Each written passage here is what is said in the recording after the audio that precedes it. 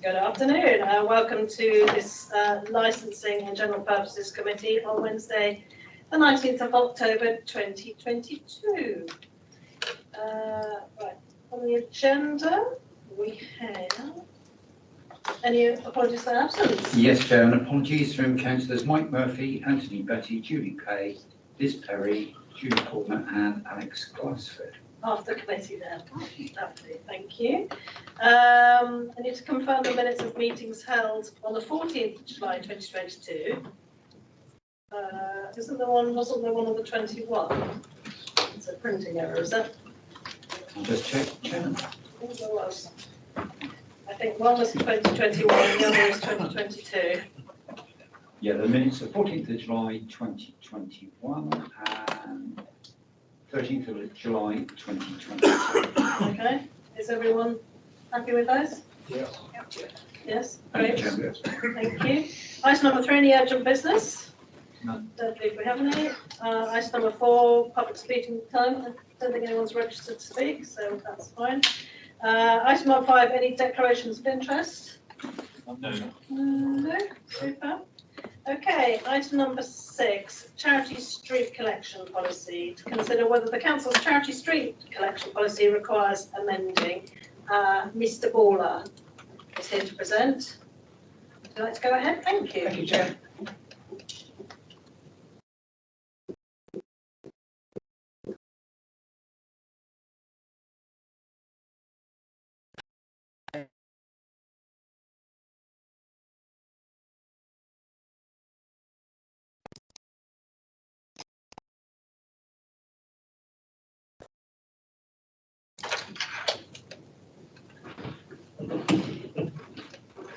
So an application has been received for a street charity collection for a location on a day and date when there was a market event scheduled.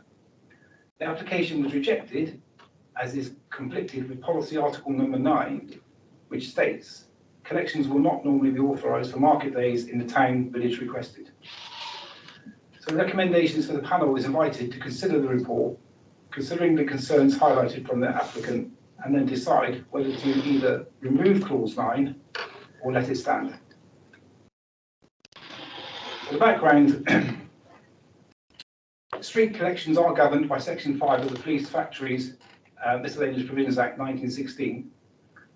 The licensing authority is empowered under section 5 to permit collections made in any street or public place for charitable or other purposes.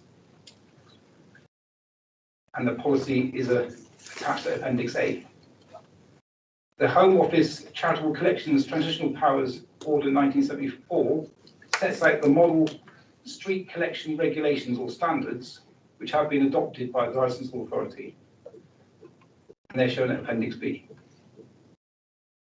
Street is defined as including any highway and any public bridge, road, lane, footway, square, court, alley or passage, whether a thoroughfare or not. And public place will include the entrances to shops, although the foyer of the supermarket could be considered to be behind closed doors, and subject therefore only to the discretion and approval of the manager. Any collector straying outside or into the car park would require a licence. Basically, you require a permit or a licence for anywhere in the street, unless it's a meeting in the open air or on private property. So the current position is Mr. Rick Cannon applied for a charity street collection between 0900 hours and 1300 hours on the 3rd March 2022, and the collection was for Axbridge Town Square on the 5th of March, only 2 days after the submission. Mr. Cannon is not an official of any charitable organisation, and the application did not contain a letter or an agreement with any registered charity or organisation authorising Mr. Cannon to undertake a collection on their behalf. Part of the application procedure is that the applications shall be received no later than 1 month before the date on which it is proposed to make the collection, and that a letter from the charitable organisation authorising the collection on their behalf is also submitted. The 5th of March 2022 was unfortunately market day in Axbridge Town Square, and therefore, according to Street Collection Policy Article 9, the collection should not normally be authorised for market days in the town or village requested. The application therefore did not meet Sedgemoor District Council's criteria for a successful collection on 3 separate features, and subsequently the application was rejected. Mr. Callum accepted the fact that the criteria was not reached, but was astounded to find that normally collections are not permitted on market days in towns in Sedgemoor. Mr. Callum wanted to know the rationale for this and asked could this article be removed, changing the policy document as he thought market day was the only day that certain town centres come alive. Mr. Callum's representation is attached to Appendix C. Since the query was received, a lot of research has been undertaken, and the officer reporting can safely say that Sedgemoor District Council appears to be the only council in England and Wales that has this clause attached to its street collection policy since it was introduced in 2014. Other councils do have similar legislation which is specific to their topography.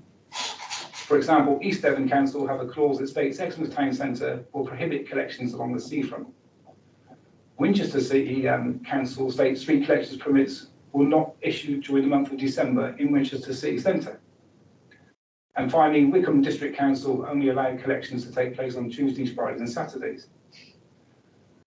Model conditions appear to be the only consistent rule for councils in England and Wales, and each council's policies are different from the rest with its own set of policy rulings. The reporting officer has made inquiries into the rationale for the clause with Sedgemoor District Council officers and is yet to find a reasonable explanation for its inclusion. We therefore believe that when the policy was reviewed in 2014, the mention of market days was a legacy point from some years ago that has not until now been questioned. A consultation paper was sent out to 19 specifically selected parish and town councils in Sedgemoor District with only 4 returns. They were asked, so they were each asked to act as a consultee on the question about Sedgemoor District Council's charity street collection policy. The question was raised over Article 9, which reads, collections will not normally be authorised for market days in towns and villages requested. The Sedgemoor District Council policy on charitable street collections was attached for their consideration. The policy was reviewed in 2014, and there is no decision rationale recorded for Article 9 inclusion. At the end of the consultation, which lasted 28 days, there was no positive response to supporting the idea that the article should stay, and all those that had replied believe the clause should be withdrawn. There's only 4 replies, and they were from Bream Parish Council, Burnham Town Council, Middleswood Parish Council, and Cheddar Parish Council. There are no identified equality implications in connection with the report, and the options are to either remove Article 9 from Sedgemoor District Council's Charitable Collection Policy 2014, or to retain Article 9 in Sedgemoor District Council's Charitable Collections Policy 2014. It's for the panel to consider whether to remove or retain Article 9 from Sedgemoor District Council's Street Collection Policy. Thank you, Chair. Thank you very much indeed. Have I got any questions from anybody? No, not at all. What was his charity? It was at the time, it was a last minute appeal for Ukrainian refugees. That's Charlie. Yeah, I completely support removing it. Are we going to have an opportunity to talk about the rest of the policy, or is that outside of the current debate? Because there are a couple of other points that seem a bit strange, but there may be very good reasons for them. Over to you, chaps. I don't think so. We'll do our best, certainly, yeah. Go on then, do you want to point them out, Charlie? Can I just ask? Yeah, go. Yeah, of course. Particularly clause 21, that there shouldn't be collections in the last week of the month in Burnham, Cheddar, and I can't remember one other place. And what I'm wondering about, that would mean therefore that big issue sellers couldn't be selling in the last week of the month, like regularly big issue seller stands outside Sainsbury's in Cheddar. And secondly, in the last week of the month of October into November, maybe people would already be selling poppies. So does that mean that that would not be allowed? And I know it says normally, and I'm not sure what normally means, but maybe that means that the rules can be... We have got discretion to amend the rules. For example, the 1 month rules are is a model condition from the government that all councils adopted, but we can override that if we think it's necessary. For example, if Mr. Cullen had fulfilled the other two criteria for his application, we would have overlooked the month because we thought if we thought it was a worthwhile cause, we would overlook that and we could do it within a week or a few days even. Okay, so just to come back on that, what is the position of big issue sellers who go out on the street in the last week of each month selling the big issue? Is that sort of a district-wide allowance that they can do or not? No, I think it wouldn't necessarily be covered by this policy because they're selling a periodical. So it's not a street collection as such in the general term of it. So, you know, you're thinking of buckets and collection tins, if you think, to give an example, Salvation Army in that remit. So big issue sellers would not fall within our remit. They can sell a periodical on that basis. Because I did notice in some of the notes it said that it's covered selling periodicals. Yeah, so all it says in the legislation is that basically you can sell things to embellish your charity. So if you want to sell things to encourage people to give to charity, you can. Whereas with the big issue, it's for that person, I understand. not for a charity. Okay. Yeah. Sorry to. Not at all, okay. that's great. Well, on the basis that you were talking about wanting to remove the end of the month rule. Was it the last day of the month rule? Well, it's the last week of the month, which is presumably to stop people being hassled when they've had their pay. I guess that was the reason for it. I'm just raising. I don't know whether that's. Sorry, yeah, I think this is a legacy point again from several years ago because we discussed it, I think, before in that particularly since the pandemic, but even before that, the nature of the high street has changed drastically over the last 10 to 15 years and the footfall significantly reduced. And we think that was the reason to go back to the point we're changing was when footfall was really heavy on market day. There were some clashes if people were stood there and trying to collect money at the same time. And I think a lot of these, apart from the standard ones, are local exceptions, probably going back some time ago. And we haven't got the kind of rationale from those years ago. They were carried forward, I think, on the review in 2014 because there was no challenge. So when we reviewed a certain element of it, the old ones came with them. We could, I mean, I think it might, there's two ways of looking at that. I think that's a point that could be consulted upon if we chose to do that in the same way we've done on the point that we're raising today. If you felt you would like us to do that and reconsider that, I think it's something that probably should go out to consultation if you agree with me on that, and to get the parish and towns and districts, parish and towns views on it, because that might be a specific issue that Burnham will pick up on and Bridgewater Town Council too, with a view that the high street has changed drastically. Well, it's changed drastically since the pandemic, but it had already started to change significantly before that. So it might be worth testing it. Yep, do we have time to test it? Time is short, but I mean, it's something we could consider. I don't see why not. We potentially got another committee, I think, for January, haven't we? Is it January, I think? So we could test it in the meantime, because as things stand at the moment, and bringing on the LGR process, policies are being tested to be safe and legal to go over, because clearly in the LGR process, you're not going to get new policies till at least the end of year one, once they've been to committee, consultation and back to committee again, then full council. So this will carry forward.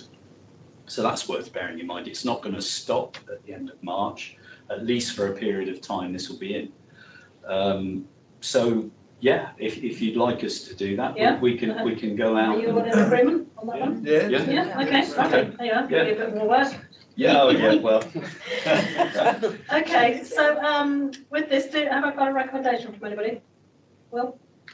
Recommend that we adopt the proposal to remove the policy restriction. Have I got a second there? I've got Kathy down there. Is there any counter recommendation?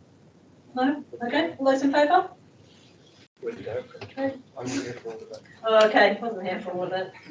Brilliant, okay. So we recommended that we're going to It's close McDonald's on a Friday. to remove Article 9 from the Council Charitable Collections Policy 2014. Brilliant, thank you. Right, thank you, Mr. Baller, for your work on that one. Item number 7, we have Mr. Guest coming in. Little change of seats.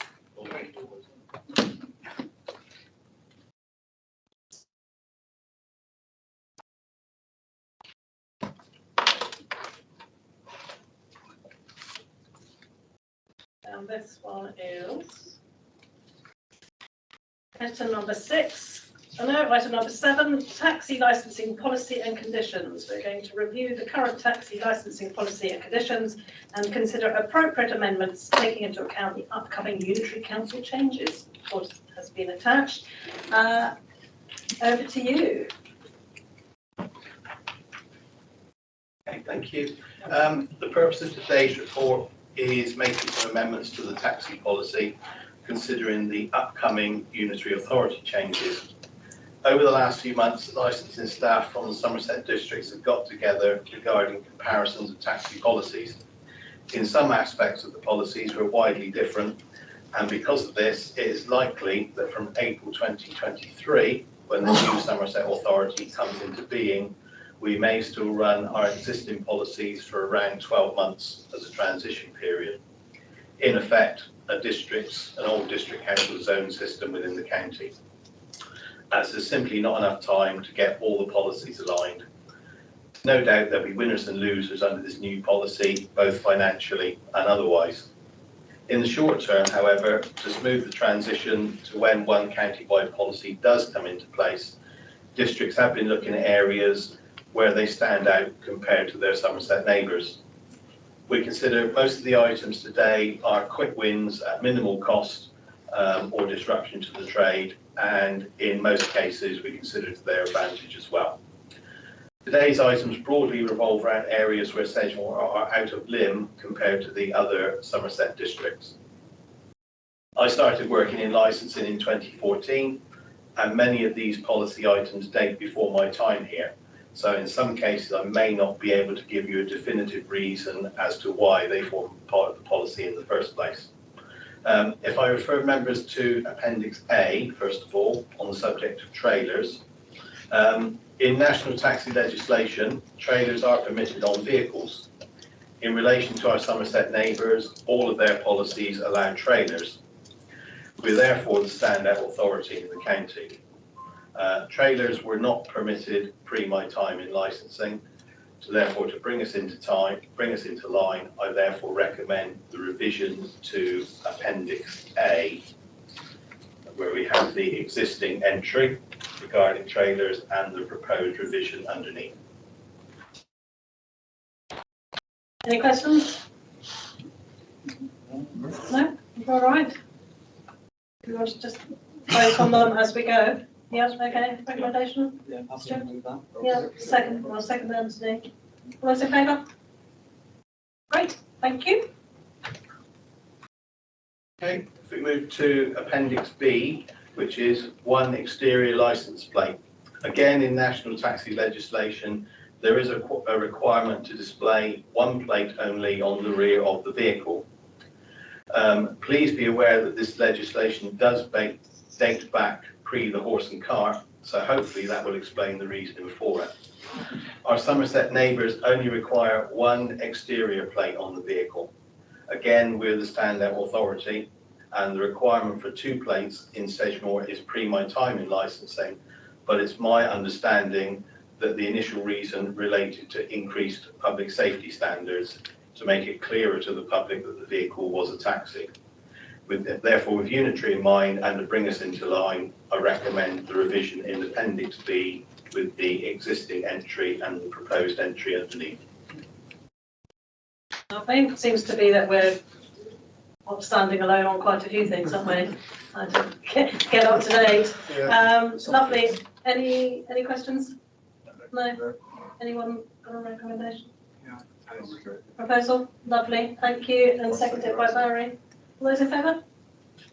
Great, super, thank you. Next. Okay, next one is Appendix C, which is remove the requirement for roof signs on private hire vehicles. Earlier this year, the Department for Transport, or DFT, put out a public consultation regarding the changes to minimum standards for taxis and private hire vehicles. The result of the consultation is not yet known, but one of the proposals was the removal of private hire roof signs. Their reasoning is making them look less like taxis and therefore avoid confusion for the public. The country's leading licensing barrister, James Button, also agrees with this proposal, as given at some of his recent webinars that I've attended. In terms of our Somerset neighbours, we're split at the moment between authorities that do and do not have a requirement for roof signs. Considering the DFT proposals and barrister opinion, we now feel it's time to recommend the revisions in Appendix C, where we've got the existing entry and the proposed revised entry. Lovely, thank you. Proposal? Question? Yes. Go ahead. Councillor Right. Cahill. I was up in Birmingham on the weekend, and I noticed a number of Uber cars simply have a sign on the doors, no roof sign at all, so see, that seems to be the norm now. Yeah, I think basically it's a question that the roof signs would be replaced with the entry on say the driver's door and the passenger door of advance booking only, so the public are clear. If you take, I think, Transport for London, who've got different legislation to the rest of the country, I believe their requirement is they don't even display external plates. They just have a sticker in the front windscreen and the back windscreen. They go even further. Am I right on that? If it's private hire, you can stop them in the road? You can just stop them? No, it's the opposite. You can't stop them. You can flag them down, but they shouldn't stop. Yeah. They have to be booked in advance. There you go. 40. Do I have a proposal for this one or any other questions? No, I propose a You're proposing it. recommendation. Great.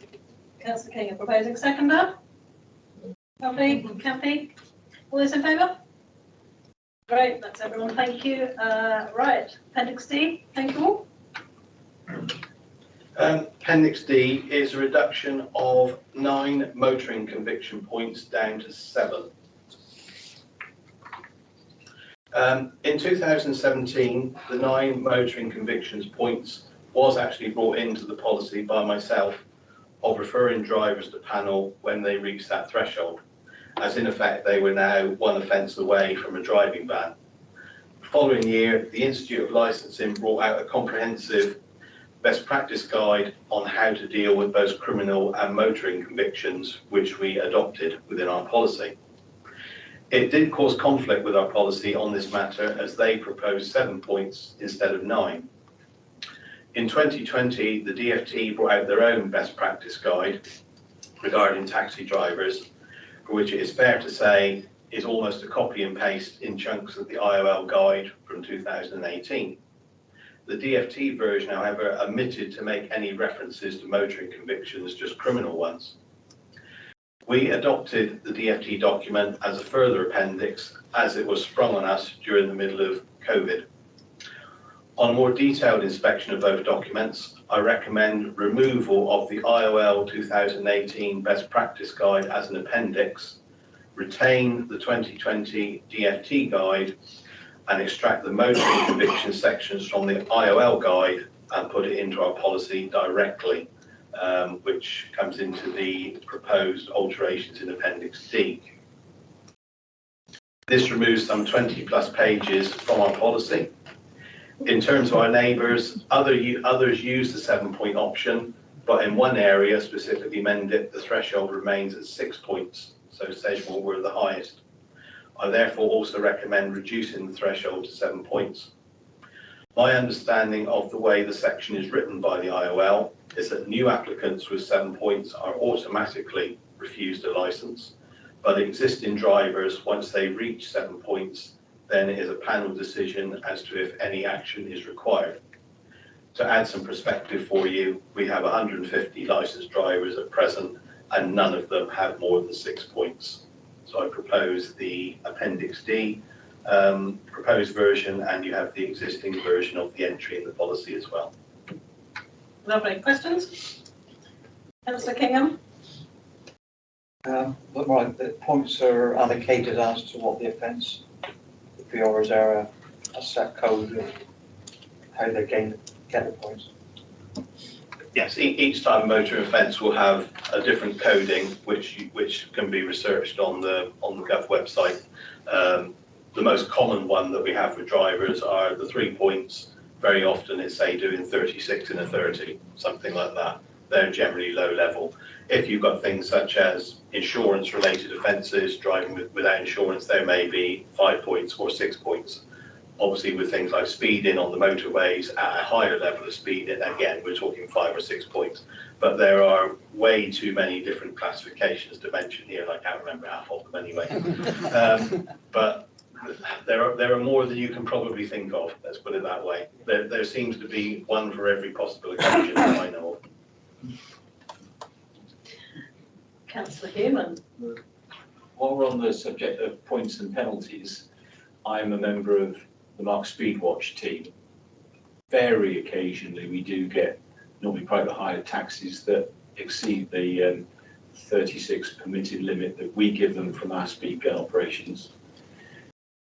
Is it something that you'd like to be made aware of? Because quite often when we check through their background, they sometimes don't have any insurance or MOT, but if you would like to know if any taxis are exceeding limits, albeit we obviously can't have any prosecutory effect because that's the police job with their own cameras, but we do feed into the police central data bank, and that builds up a picture of consistent offenders which they like to visit.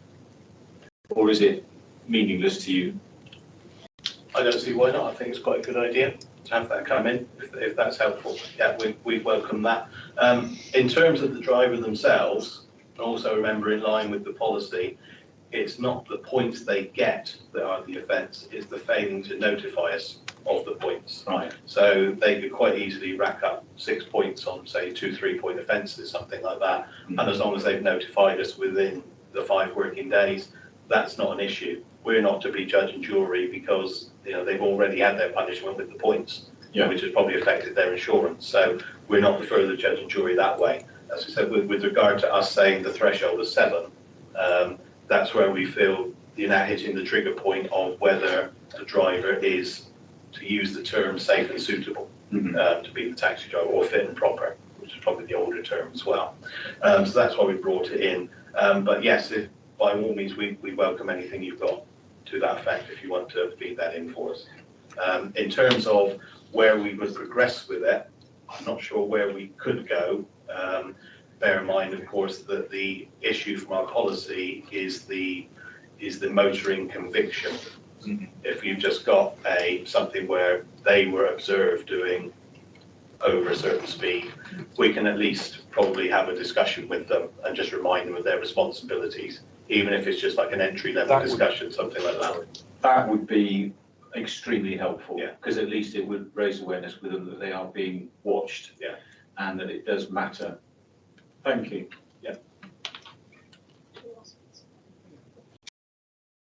Just one minor point. How long do the points remain against the driver? Do we clear them after a certain period of time? They clear after 3 years. I think they don't count for insurance purposes after 3 years from the date they're granted. We can do online conviction checks through the system we've got.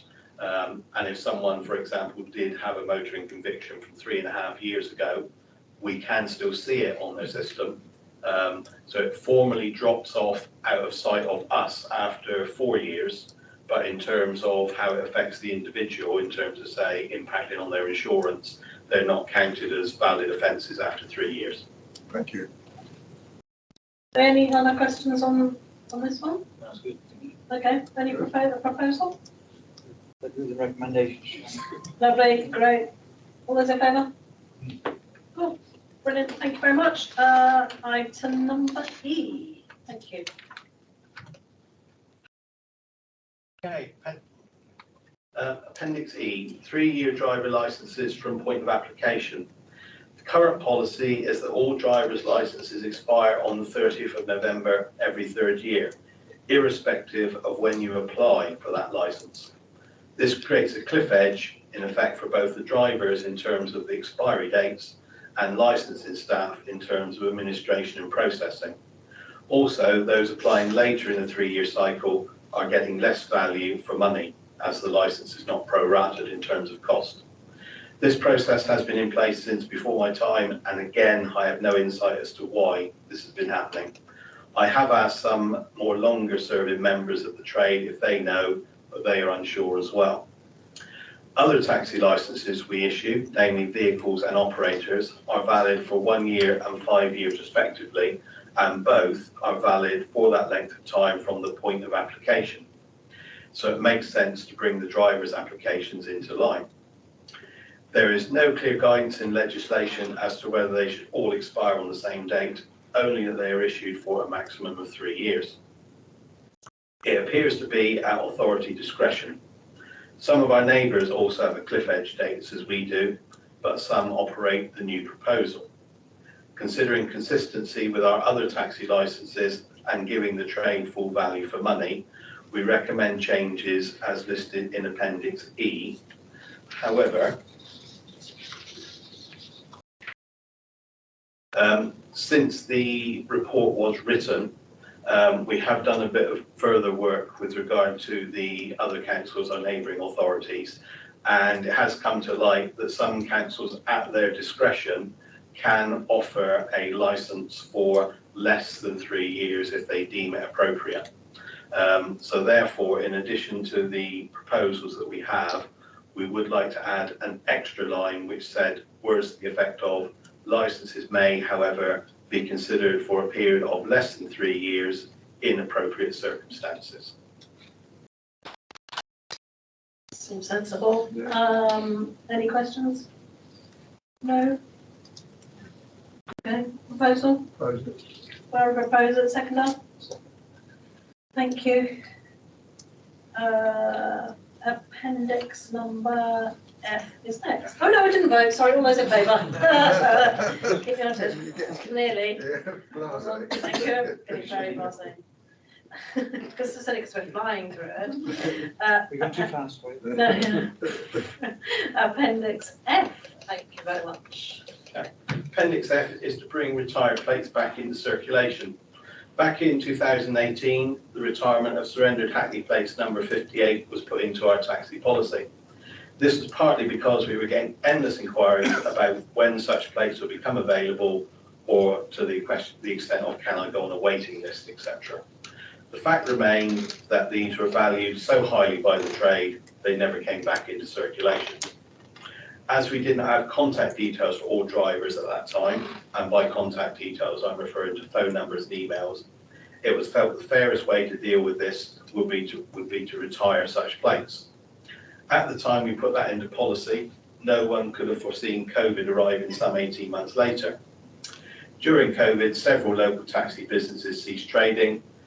Some managed to sell their vehicles as going concerns to other operators, and others were not so fortunate, so surrendered their licenses back to us. Currently, we have 2 such Hackney plates retired. Taking into account unitary on the horizon, to avoid any ambiguity between councils and policies, it is felt we should now bring these plates back into circulation. In Appendix G, we outline proposals to get them back into circulation. This is something we're now able to do, as since COVID, it's also been mandatory for email addresses for all drivers and vehicle proprietors. Super, thank you. Questions? Queries? Councillor Kingham?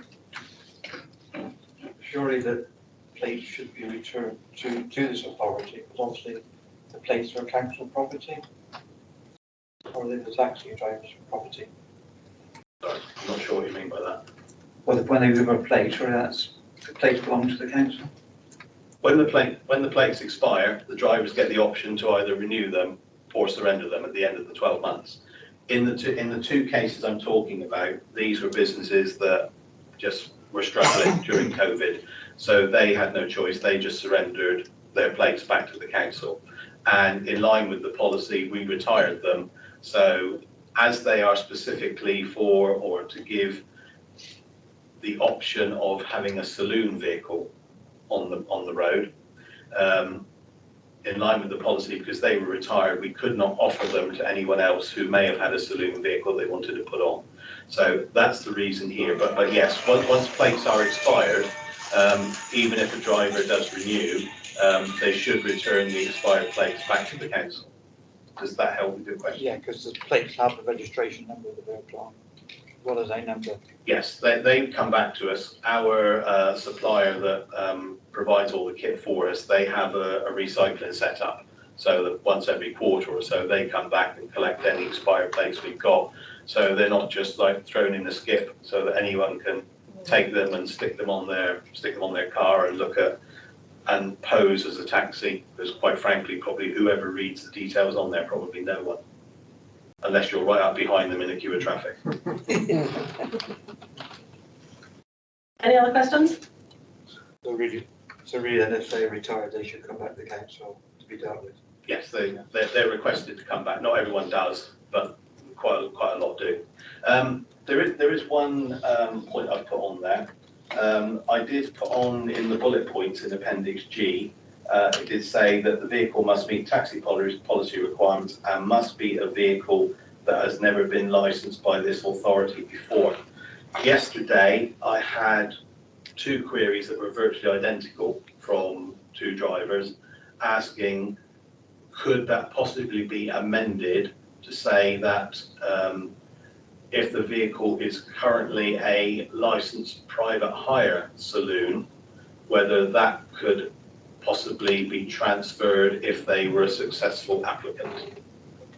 Although what I've tried to do by saying it must be a vehicle that's never been licensed by this authority before, what we didn't want was a car that had been off the road and not licensed for 4 or 5 years suddenly just appearing again. That was the thought process behind it, so something brand new from scratch. However, any Hackney vehicles that are plated 59 or above would be wheelchair accessible anyway, so I don't see what they've got to gain by switching to it. But with private hires, there's no wheelchair restriction, so quite the majority of those are saloons, so it may give them the option to switch to a saloon Hackney plate if they wish. Thank you. Were there any other questions, Councillor Kingham? No, okay, so move the recommendation. Okay, have I got a seconder? Oh, sorry. So just for clarification, with the bullet points I've got there, it would be this vehicle must be a vehicle, what I put has never been licensed by this authority before. However, currently licensed private hire vehicles can be considered. Okay. Would that be a fair wording? Yes, Yeah. definitely. Yeah. I think it's fine. Did I have a seconder for that proposal? Right. Charlie, brilliant. All those in favour? Brilliant. Thank you very much. Right. Appendix G. Appendix G was part of Oh, yeah, Appendix F, it they're was, linked wasn't together. So go on to H. Yeah, on to H. Thank you very much. H is the removal of age restrictions on vehicles. In this year's DFT best practice consultation, there was a recommendation age restrictions in taxi policies across the country be abolished and replaced with greener Euro 6 emission standards. So if your vehicle passed the emissions test, it would be licensed. To put Euro 6 into basic terms for everyone, in theory, only cars manufactured after 2015 would meet Euro 6 standards. Regarding our neighbours, things are mixed. One council has no age restrictions. Another council is currently putting it to their committee regarding the scrapping of age restrictions. Just for clarification, they were due to do that in September, that's Somerset, West and Taunton.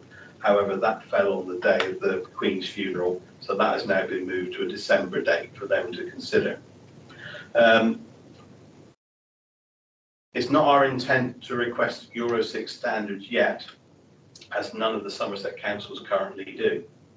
It is likely, however, that if the consultation document becomes formal recommendation, Euro 6 will be added to the new unitary policy. Therefore, it's my opinion that in the short term, the standard of vehicles may go down, but with Euro 6 and a transitional period, eventually the older vehicles will phase out. I therefore recommend Appendix H to members with the revised, basically the revised and current entries. Okay, any? No? Okay, Charlie? Thank you. So can we be clear that if we agree to this, all the other districts will have done so? So the whole of Somerset will have done so? So across Somerset, there could be some vehicles that fall between the cracks and we have some less adequate vehicles on the road. Is this the implication of what might happen? As it stands at the minute, Mendip Council have no age restriction on their policy, so any vehicle could be licensed as long as it passes an inspection. That's in effect what we're moving to. That's in effect also what the DFT standards are moving to, but they also suggest the Euro 6 emissions as a buffer as well. But we have no facility to test for Euro 6 emissions. Most of the other councils don't at the moment. So I think we're looking down the road of getting the age restriction taken out, and with a view that when the all-encompassing policy comes in for unitary, at that point build the Euro 6 emissions back in. Is there anything you want to add on that? Sorry, yeah, I would say, sorry, Councillor. Yeah, I think the key issue to remember is that this will still have to go through a very strict inspection process. So we're not reducing our inspection regime. In fact, probably going forward, we're going to be adopting the national inspection standards. So it might mean an older vehicle, but it's still going to have to jump through all the hoops that the newer ones do. So I don't know if that would make you feel better in that respect, and I understand your concerns. I think the Euro emissions is something that would need to go out to consultation. And again, today we've tried to do some quick fixes without the need for consultation. So when the unitary, at the moment, the plan for the unitary policy to change, and that might change also, is year 2. Because year 1 is looking at gambling and licensing, whereas taxi policy is probably, to be fair, a lot more complicated and different across the board. So we're looking to bring all these things forward into what might happen with that policy. And again, I think the infrastructure and that kind of thing is going to move forward quite quickly. So in a year and a half's time when we're looking at that, I think that's when those things will come in with consultation, if that helps. Can I add something more to Yeah, that? sure. When I said that the standard of vehicles may drop, I meant more, shall we say, on a visual perspective to the eye, rather than mechanically and safety-wise, just for clarification. Okay, that's fine. Any other questions? Councillor Kingham? I'm not aware of what a Euro 6 test is or emission test. Can you explain what a Euro 6 is? I'm not a mechanic, but I know I get one with the MOT. Is it? Basically, it's to do with like the green emissions and green standards, pollution, that type of thing. So the old style sort of rust bucket and gas guzzler will be gone if we have Euro 6 emissions in. So you see a diesel car going the road with all black smoke coming out, he's not Yeah. Euro 6. Yeah. Great, have I got a proposal? No, Charlie, seconded by Kathy, all those in favour? Great, brilliant, well that concludes those bits. Oh, yes, you can, go ahead. Just interject, all those recommendations, all those issues are recommendations to full council. Can we add in there that to full council that they recommend that they're introduced from 3rd of January 2023? And do the gentlemen always colour coordinate their shirts and ties? They have to, We it's look like a policy. negative, don't we? Company policy. Thank you very much to all the officers for all their hard work on these issues, as usual. Thank you, Chair. gentlemen. Thank you. Last up on our agenda is to note the licensing panels, which were Rich's Cider and the Iron Tube. I don't think we have any other business. So I'd like to thank you all for attending this lovely meeting, and I will close it at 16 minutes past 3. Thank you.